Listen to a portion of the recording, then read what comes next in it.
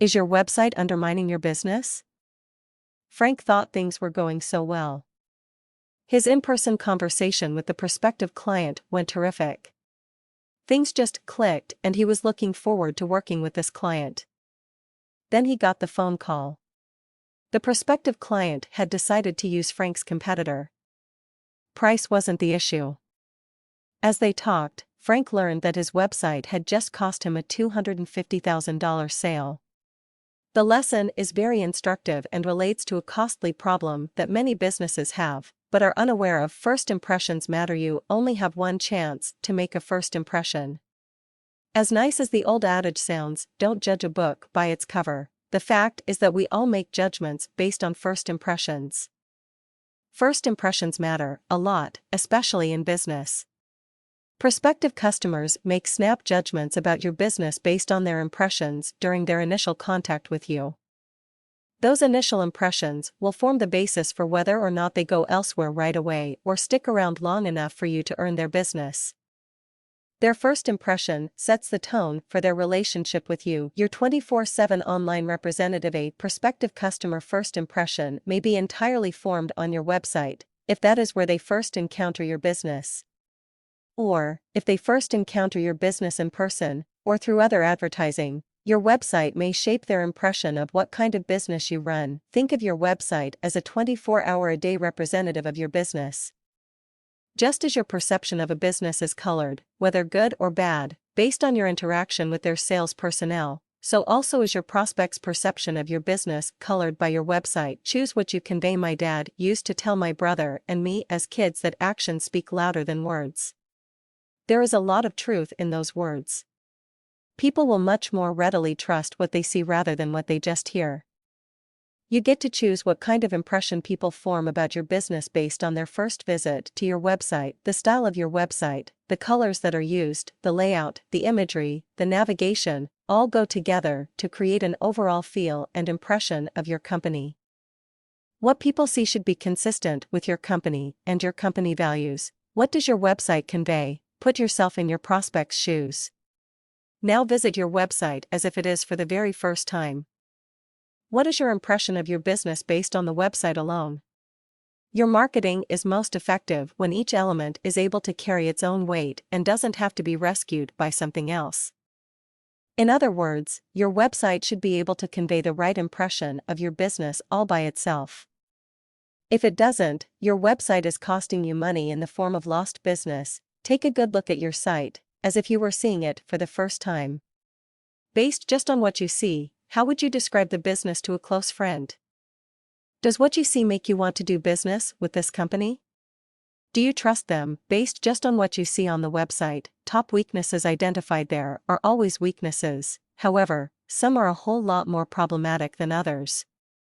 What are the two top weaknesses of your website that cause people's impression of your business to be a little lower than you want? Does your website make your business look polished and professional, or does it make it look like an amateur operation held together by duct tape and baling wire? Remember that the perfect is the enemy of the good. Don't worry about trying to meticulously catalog each area where improvement can be made. That is a sure recipe for overwhelm and getting nowhere quickly. Instead, focus on just one or two of the top weaknesses that jump out at you. Focus on quickly improving those, and your website will become much more effective. Website imagery. Your website and the rest of your marketing should play to your strengths. One of the ways that this is done is through the strategic use of imagery. Where possible, skip the use of stock photos in favor of photos you take yourself, or even hire someone else to do it if you've got the budget for it. The issue with stock photos is that they are in use all over the internet. People are fascinated by pictures of people. When the photos in use on your site are unique to your site, you instantly separate yourself from all the other companies out there using the same generic pictures and imagery. Don't worry if the pictures on your site aren't quite professional grade. Good enough is good enough. You need the pictures to be good, but when faced with a choice between using a perfect stock photo or a good picture you've taken yourself, the one you've taken yourself should be used, because it conveys a personal touch. Website colors. What do the colors and color scheme in use on your website convey? Colors have both intrinsic and contextual meaning. The colors in use on your website convey a meaning. The million-dollar question is that meaning congruent with your company operations and values? Large corporations spend big bucks on their choice and use of colors in their branding for a reason. If trust is one of your core company attributes, you want to avoid a heavy dark feel on your website. Too often colors are selected based on a personal preference rather than the meaning of the colors and the message that they convey. The point is the colors used in your website and marketing materials should be carefully selected based on your company's core values and/or the key benefits that you provide to your clientele. Consistent use of colors throughout the site conveys a level of professionalism and attention to detail. Inconsistent use of colors, on the other hand, not only conveys the exact opposite impression, it can also affect the usability of the website as well as the amount of time a person spends on your website. Website copy. The choice of wording and the way the content on your site is written conveys a great deal about your business. Your content should be written for your primary audience. It should be written to their level so that it is easily understood. It pays to have your site proofed, and if necessary, the copy professional written or edited. If your site is very large, there are software services, both free and paid, out there that can spell check your entire website for you on a one-time or a recurring basis. Your site should make appropriate use of keywords. Keywords not only help improve website SEO, but they also make it easier for your target audience to grasp the message that you are communicating to them. Remember that when used properly, keywords enhance readability, not detract from it. Stay away from those that advocate the stuffing of keywords. It conveys the wrong message to the people reading your website and will inevitably get you penalized by the search engines. Website functionality. The functionality and usability of your website conveys a great deal about your business and can often make or break a business relationship.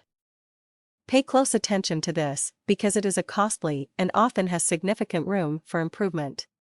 Key improvements in this are often responsible for boosting the number of leads or sales generated by my clients' websites. An easy way to get an objective opinion about your website's functionality is to ask someone who has below average computer skills to perform a specific task on your website. The task may be to buy a particular product or sign up for something or request more information about something. Watch them navigate your website and attempt to complete the task. You may ask them to think out loud. Resist the urge to point out where they should click. This experience will be a real eye-opener. Never overestimate the savviness of your target audience when it comes to navigating your website. To do so is to leave lots of money on the table. Your site should be built around the lowest common denominator. Check out the competition. What do your competitors' websites convey about their businesses? I don't believe in spending great deals of time combing over every little detail about your competitors, but it does pay to have accurate information about the alternatives that your target market is looking at. If others in your market have sloppy sites that convey the wrong impression, you've got an opportunity to really shine as a star in your market. If your competitors are doing a good job with their websites, it should spur you to make sure you're not a laggard in this area. Who knows, you may just get a few good ideas from the way they've done something on their website. Website credibility. Your website either helps your business or hurts your business. In Frank's case, it cost him dearly. It turns out that after his prospective client, who he got along so well with during the face-to-face meeting, checked out his website as part of his due diligence and decided that Frank was an amateur and not someone credible enough to be trusted with his project. Fortunately, Frank discovered what cost him the sale because his ex-prospective client was kind enough to tell him what happened. Most customers won't do that.